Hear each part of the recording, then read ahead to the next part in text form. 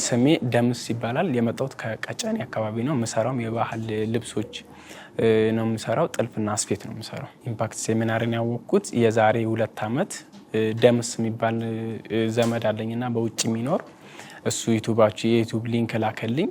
እሱን አየው። የዛን ያው ምናልባት ልጅነትም ሊሆን ይችላል የዛኔ እንትን አልኩት።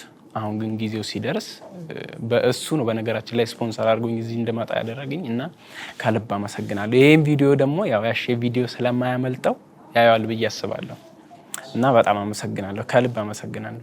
የጠበቅኩት ምናልባት እንደዚህ ያልጠበቅኩ ማለት አሁን መጥቼ ምክር አግኝቼ ብዙ ጊዜ እኛ ሰዎች ድክመታችን ምክር አግኝተን ወደ ተግባር የመቀየር ነገር ላይ ትንሽ ደካማ ነን እና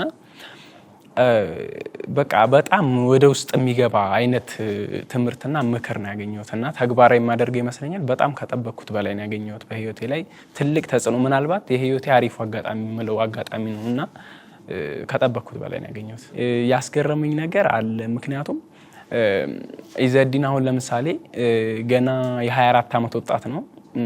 እኔ ያሳለፍኳቸውን ጊዜያቶችና የሱን የሆነ ሳነጻጽረው አለ እኔ ሰው ነኝ እና እሱ ደግሞ ሳስተያየው በጣም ከሌላ ፕላኔት የመጣ አይነት ነገር ነውና በጣም ምን ያክል በቃ ባስተሳሰባችን ምን ያክል ልዩነት እንዳለውና እኔ ህይወቴን በቃ ከዜሮ ጀምሬ የተሻልኩ መሆን እንደምችል አስተውያለሁ።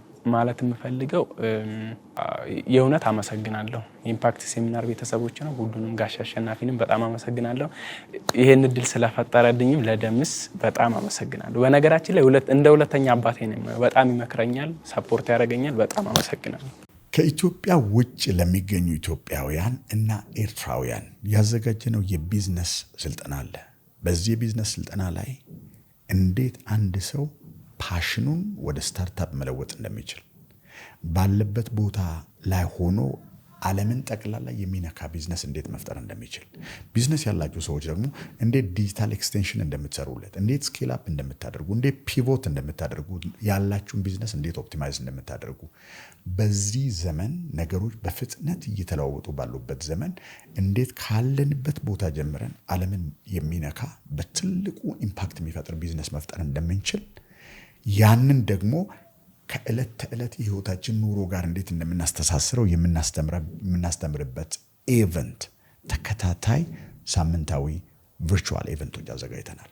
በፈረንጆች አቆጣጠር ማርች 28 በኢትዮጵያውያን አቆጣጠር ከ12 ሰዓት ጀምሮ ወይም ደግሞ 6 PM ኢስት አፍሪካን ታይም ጀምሮ ሴሚናር እንጀምራለን። ኢምፓክት ሴሚናርስ